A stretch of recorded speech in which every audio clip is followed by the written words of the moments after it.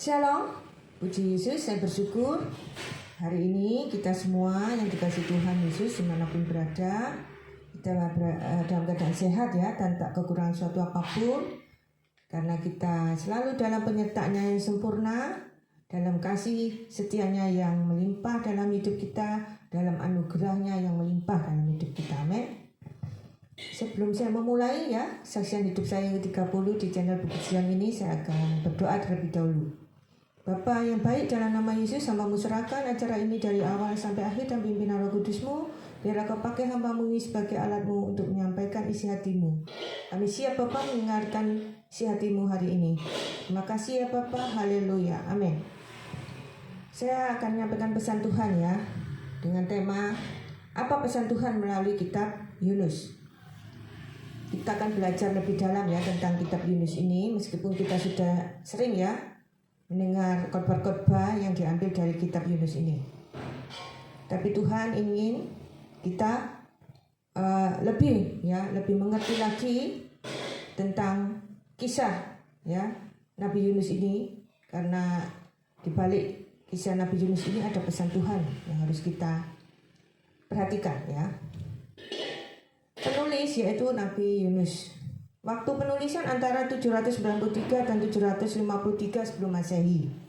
Rentang waktu tidak jelas.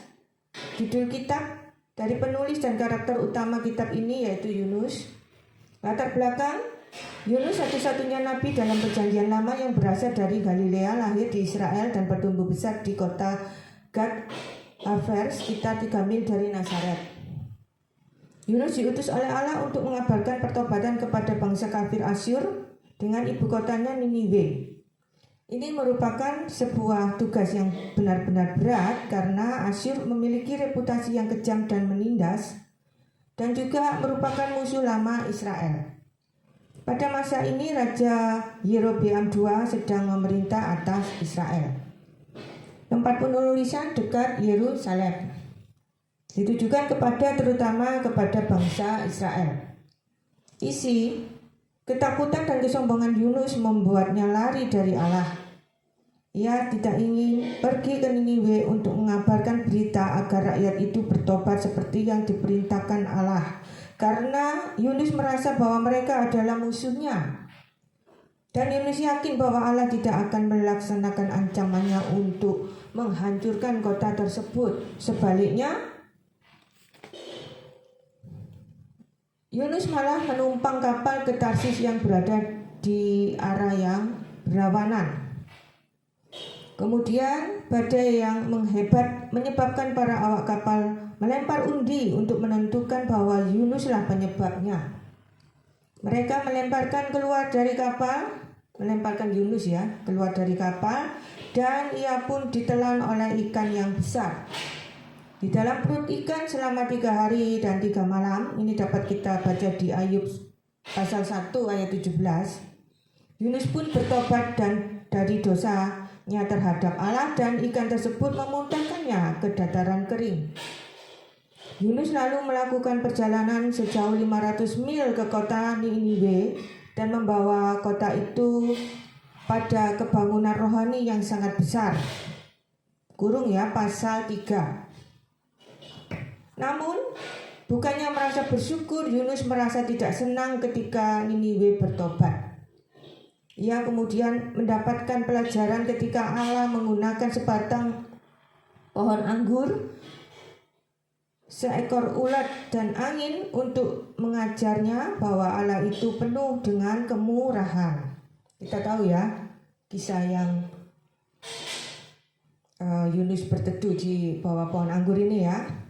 Terus pohon anggur tersebut mati ya karena digerogoti oleh seekor ulat. Dan itu sangat menjengkelkan ya hati Yunus.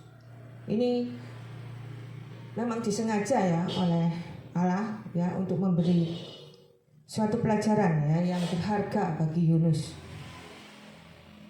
Kata kunci ya, tanda petik ikan, lalu tanda petik kebangunan rohani. Yunus tidak hanya ditelan oleh tanda petik ikan yang besar. Peristiwa ini menggambarkan bahwa Allah mengulurkan tangannya untuk menolong sang nabi. Ia memberi Yunus sebuah kesempatan unik untuk mencari kelepasan yang unik ketika ia bertobat pada sebuah pengasingan yang unik pula. Banyak yang menggolongkan tanda petik kebangunan rohani yang dibawa oleh Yunus atas Niniwe merupakan salah satu dari penginjilan terbesar sepanjang masa. Tema: kita tidak pernah dapat berhasil bersembunyi dari Allah. Allah melihat setiap tindakan kita.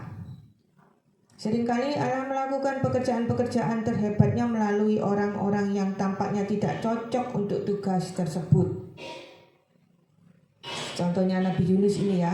Nabi Yunus ini kan sangat tidak cocok ya dengan tugas tersebut karena Nabi Yunus ini sangat membenci bangsa Niniwe sebagai musuh lama Israel. Ini sungguh sangat tidak cocok ya. Tapi justru itu yang dipakai Tuhan. Itulah cara Tuhan yang unik, yang kadang itu membuat kita bingung dan kita tidak mengerti ya apa jalan pikiran Tuhan.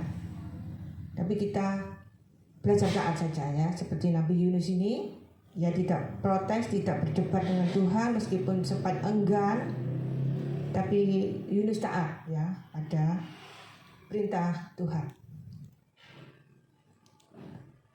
Saya lanjutkan ya. Apa yang kita anggap sebagai sesuatu yang mustahil, Allah mungkin menganggapnya sebagai sebuah kesempatan yang baik untuk diberikan kepada kita. Bagaimanapun juga dengan tidak mengabaikan rasa patriotisme, kita tidak boleh meletakkan negara kita di atas Allah. Allah mengasihi kita semua dengan tanpa menghiraukan reputasi, kebangsaan atau ras kita. Bersukacita atas keselamatan orang lain merupakan sebuah pengalaman yang Allah ingin kita bagi bersamanya. Allah juga Allah pada waktu tertentu mungkin dapat menggunakan alam, binatang, cuaca atau ciptaannya yang lain untuk membawa kita pada persekutuan yang lebih dekat dengannya. Amin.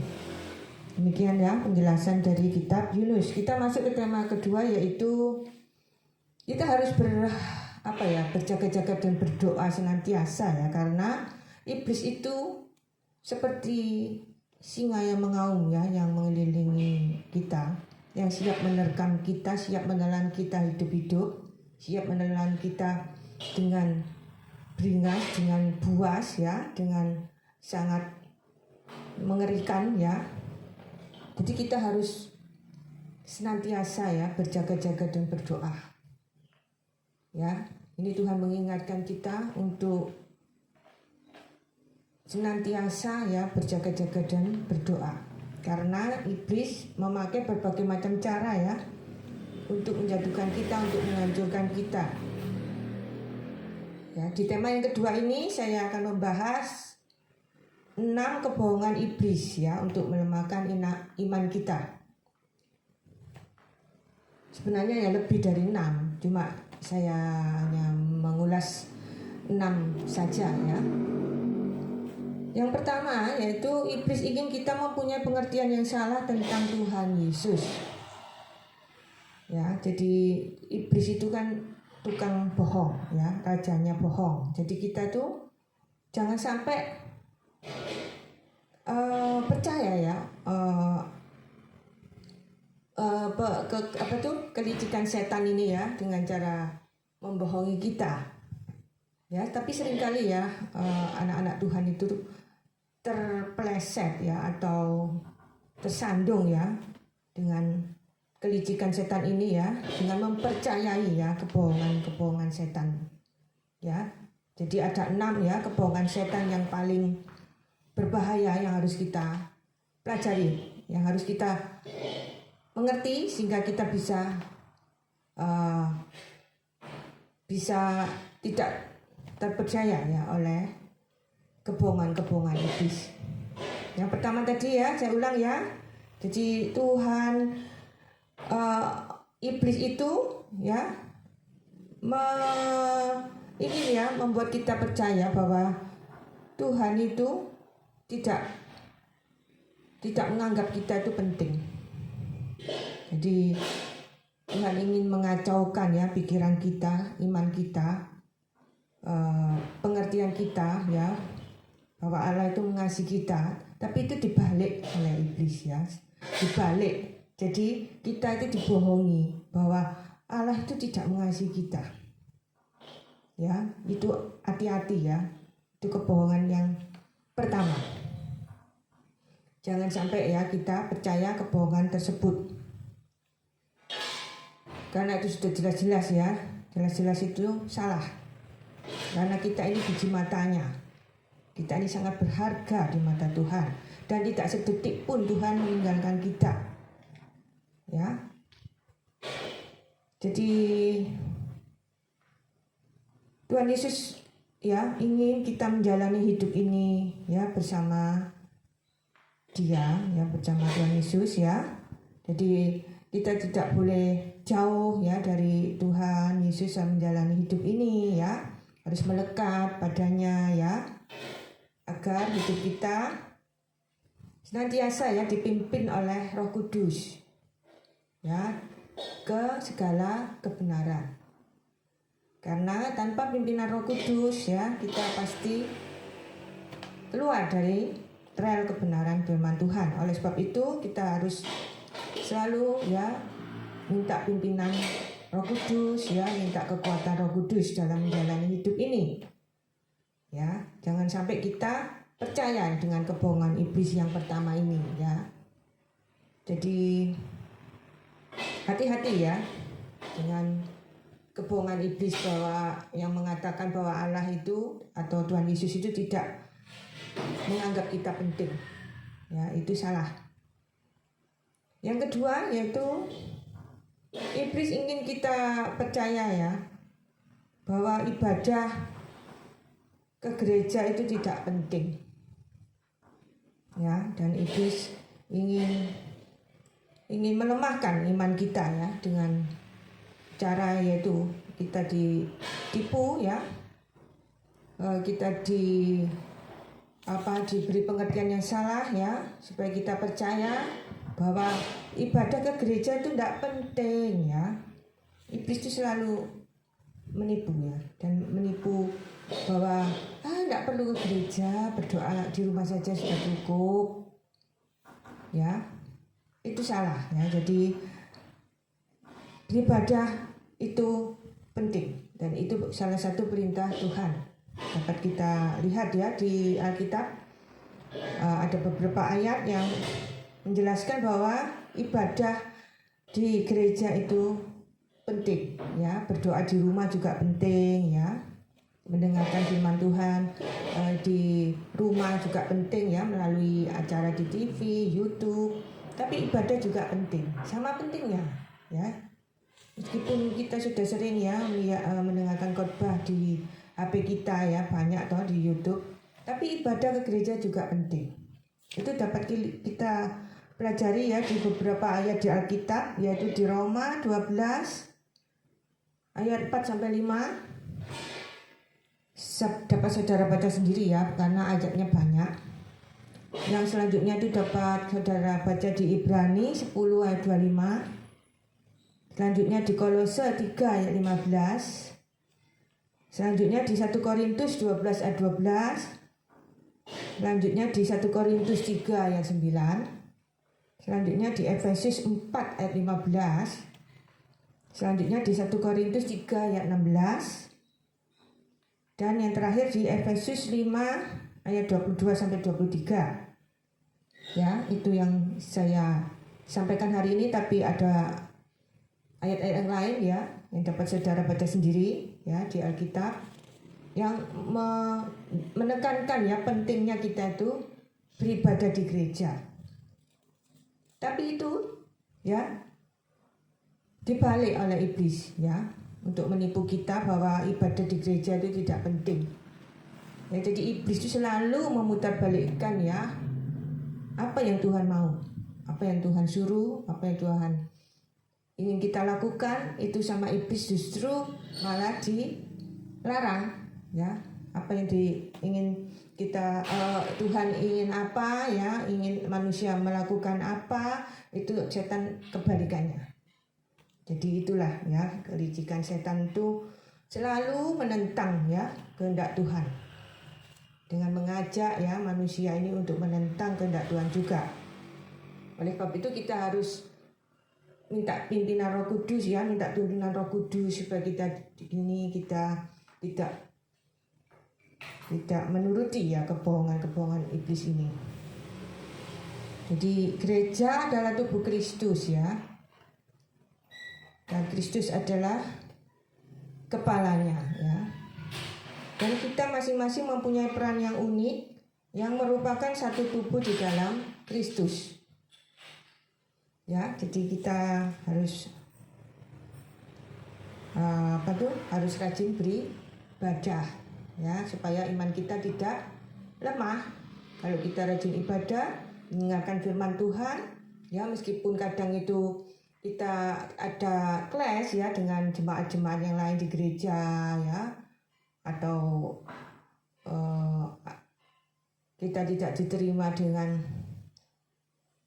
welcome, ya, di gereja tersebut, kita kadang merasa tidak dihargai, ya, di gereja tersebut, atau ada sesuatu yang menyebabkan kita tidak nyaman di gereja tersebut, ya, kita tetap harus beribadah, ya.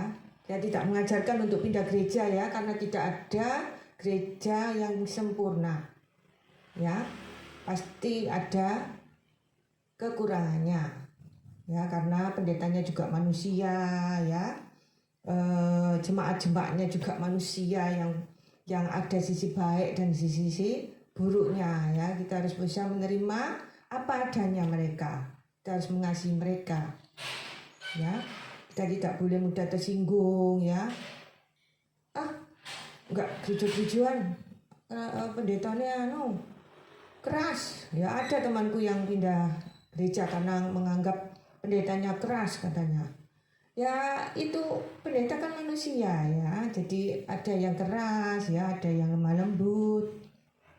Kita cari pendeta yang sesuai yang kita inginkan, ya, tidak ada, ya. Karena manusia itu tidak sempurna. Jadi mencari gereja yang sempurna juga tidak ada, ya. Karena pendetanya juga tidak sempurna, jemaatnya juga tidak sempurna, kita pun juga tidak sempurna. Jadi kita harus saling mengerti, ya, saling saling menyadari, gitu, ya. Kita masing-masing ini tidak sempurna, ya. Kita harus saling melengkapi, ya.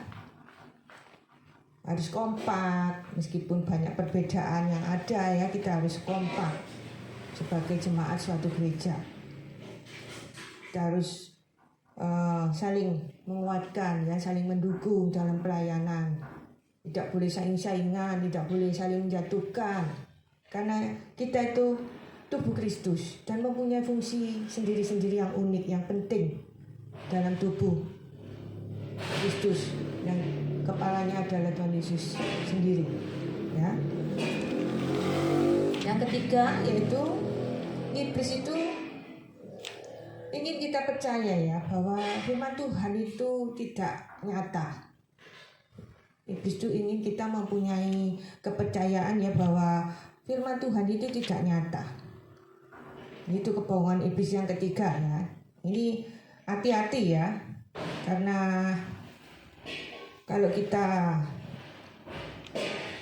masih meragukan, ya, bahwa firman Tuhan itu adalah Tuhan Yesus sendiri dan firman Tuhan itu ya dan amin, kita akan terombang-ambing, ya, akan jadi lemah iman kita, ya.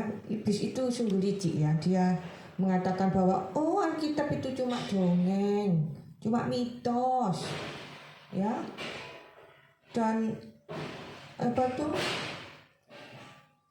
ditulis oleh manusia yang bisa salah dan lain-lain, banyak, ya,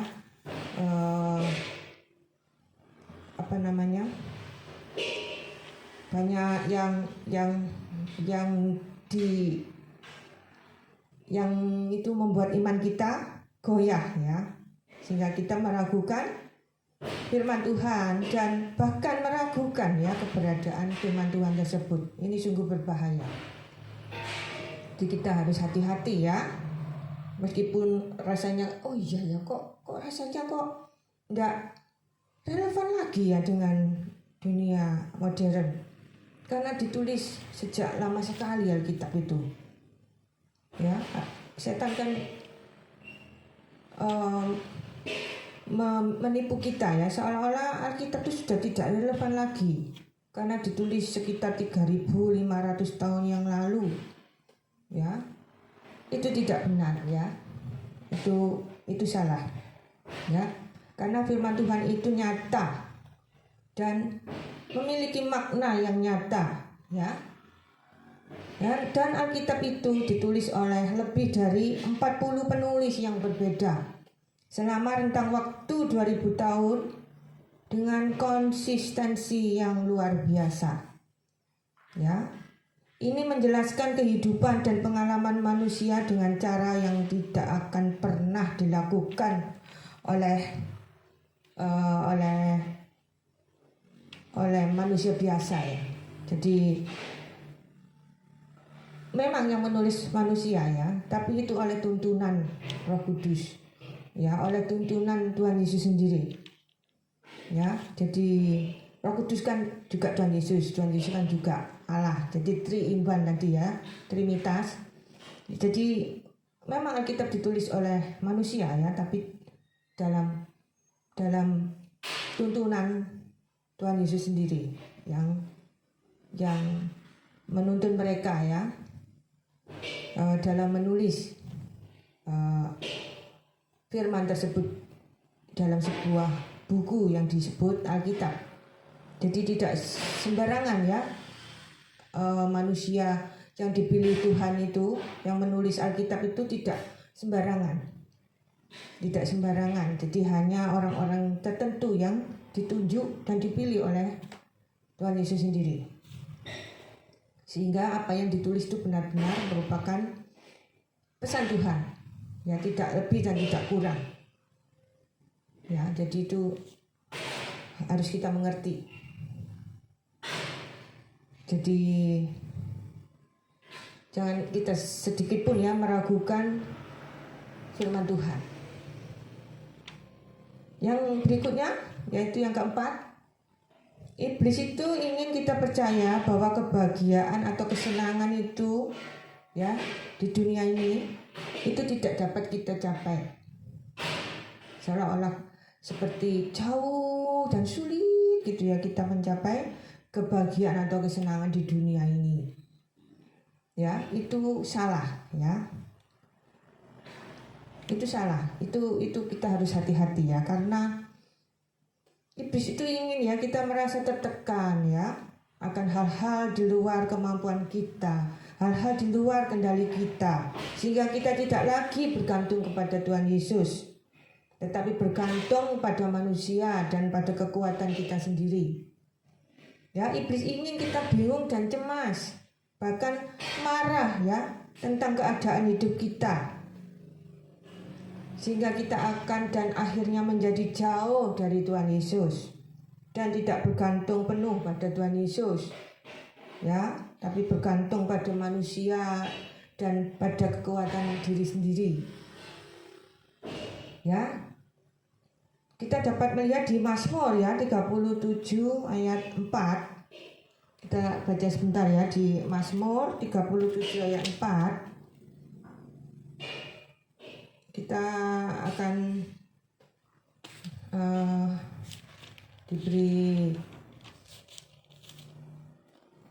diberi kekuatan iman ya melalui Mazmur 37 ayat 4 ini. Mari kita buka bersama-sama ya. Kita buka Alkitab masing-masing di rumah. Saya bacakan ya.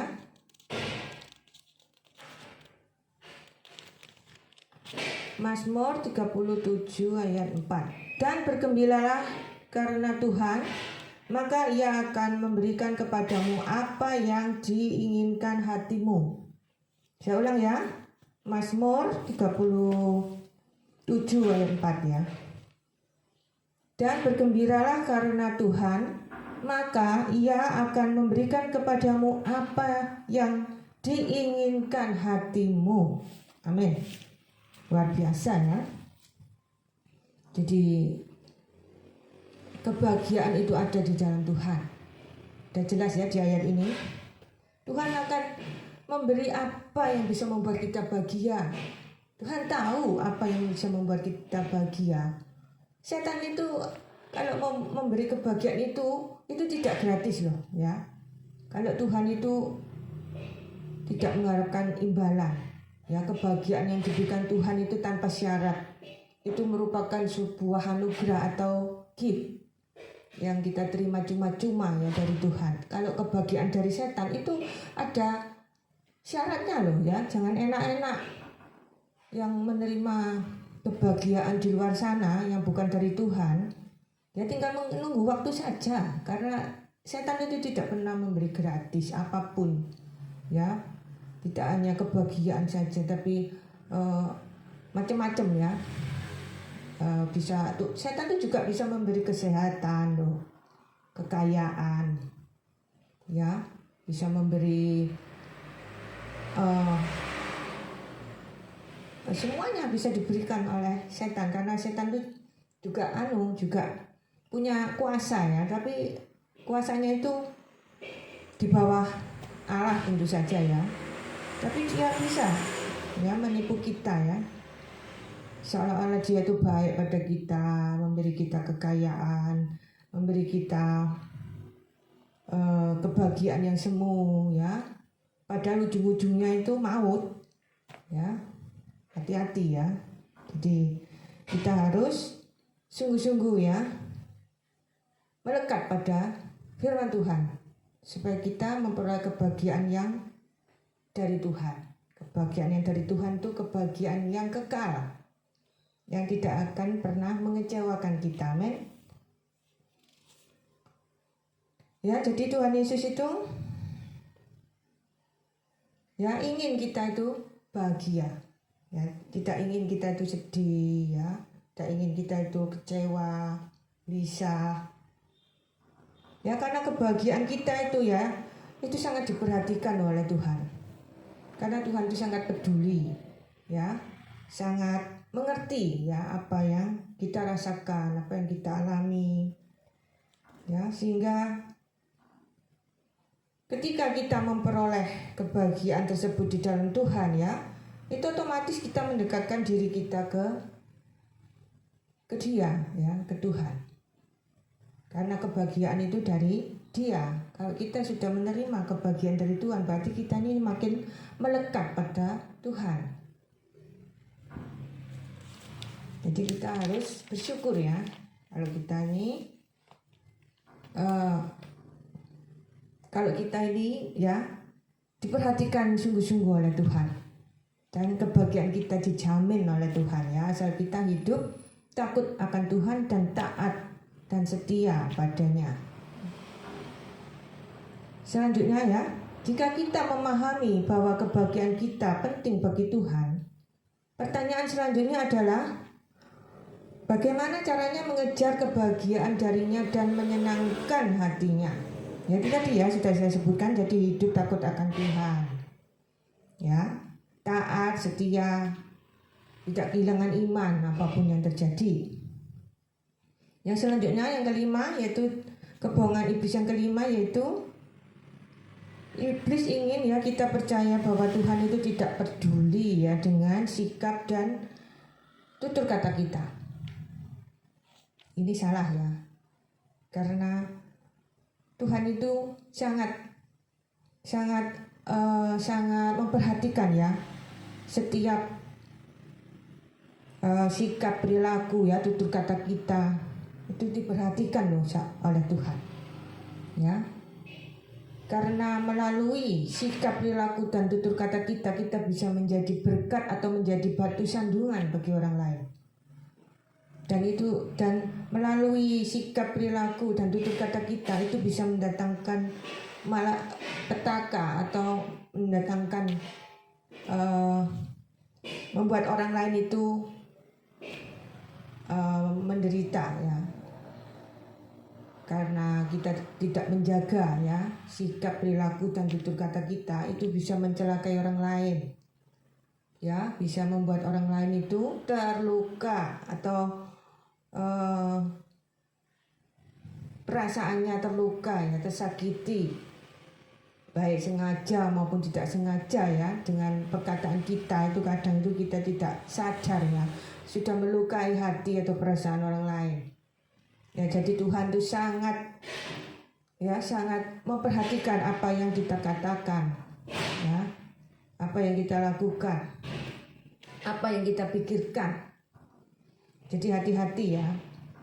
Jadi iblis itu suka menimbulkan masalah ya atau kekacauan ya, sehingga iblis itu meracuni ya pikiran kita, seolah-olah Tuhan itu tidak peduli dengan gosip ya, dengan hal-hal buruk yang kita katakan ya, sehingga kita akan fokus pada hal-hal yang negatif ya. Dari gosip-gosip tersebut kan yang diomongkan itu kan yang negatif-negatif ya, dan tidak percaya pada kebaikan Tuhan dan berkat Tuhan. Yang dipercaya itu yang jelek-jelek, yang negatif-negatif. Fokusnya itu yang negatif, bukan yang baik-baik yang dari Tuhan, bukan yang berkat-berkat ya, tapi yang